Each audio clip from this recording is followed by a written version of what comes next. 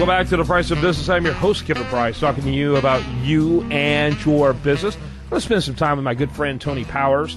He's with italkus.com.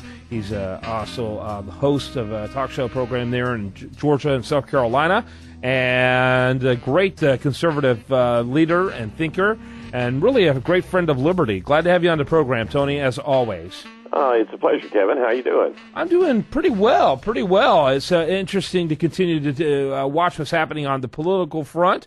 Always a lot of stuff going on, and you just kind of chagrin at the continued Republican weak response to all this pandemonium.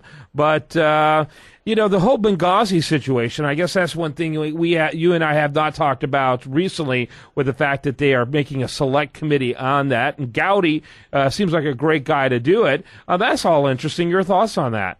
I don't think you could find a better guy than Trey Gowdy. I mean, he is a former prosecutor, and he is tenacious. He'll be a bulldog, and I think he'll do his best to get to the bottom of this. I hope, though, that they don't just stick with the whole video thing, because I don't think that's the real story here. I think the real story is what was Ambassador Stevens doing there to start with, and why were there not enough protections put in place to make sure that he was safe. I think there was maybe an Iran-Contra gun-running deal going on to move weapons out of Libya and into Syria. And that's something that nobody's talking about, and the mainstream media is just ignoring.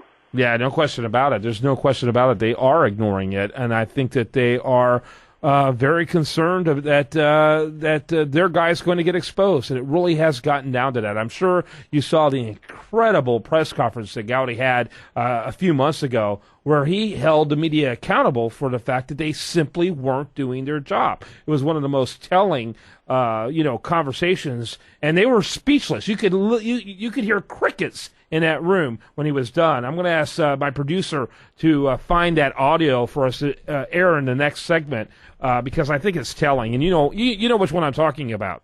Oh yeah, and it is amazing, and I certainly agree with him that the media is just not doing its job. I mean, they just seem totally disinterested in anything that might put this president or their hopeful future president, Hillary Clinton, in a bad light. They just want to ignore it. It's old news now. We don't need to go there. It's just pathetic to see our media just becoming a lapdog for this administration and the Democrats and the progressives on the left. I mean, it's obvious where their bias is, and people, I hope, are waking up to it and turning to places like talk radio and the Internet and in some extent Fox News, because that's about the only place you can get any balanced coverage of any of this.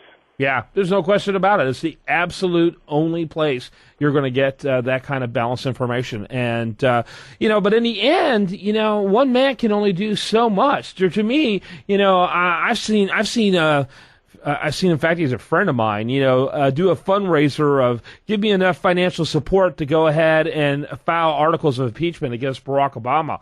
I'm like going, dude, the guy needs to be impeached. And I don't care whether or not the Senate will have a ceremony burning whatever the House does, but the House needs to hold the Senate accountable, and most importantly, this president accountable. And I'm tired of people weighing the political cost and not the constitutional cost.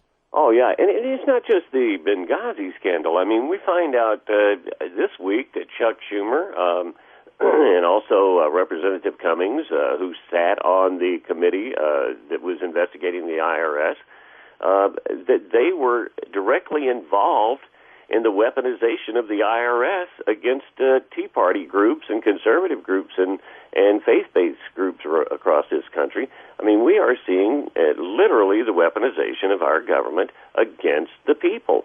Literally, systematic weaponization, the creation of more and more laws to try to keep guns away from law-abiding citizens who are the final defense against the government out of control, and people are collectively sleeping, Tony Powers. It's frightening to think that the IRS, in that particular instance, can go after people and target people because of their political beliefs and try to silence their First Amendment right to free speech is frightening. And then, of course, you have the government going after our guns. The Second Amendment protects the First. And we're living in dangerous times in this country. And the vast majority of people are totally sleeping through them. It's going to be too late by the time they wake up, I'm afraid. All right, I'm going to go ahead and take a quick break, and we'll start off with the Trey Gowdy teaching Journalism 101 to these morons who clearly have no idea what their responsibility is. And it's really indicative of a larger culture.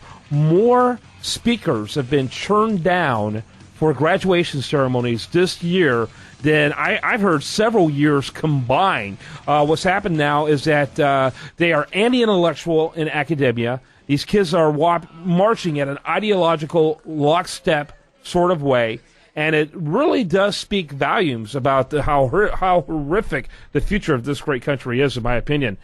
Talking to Tony Powers, italkus.com. He's a great American. Delighted to be able to spend time with him here on The Price of Business, on which you're going to have more after this.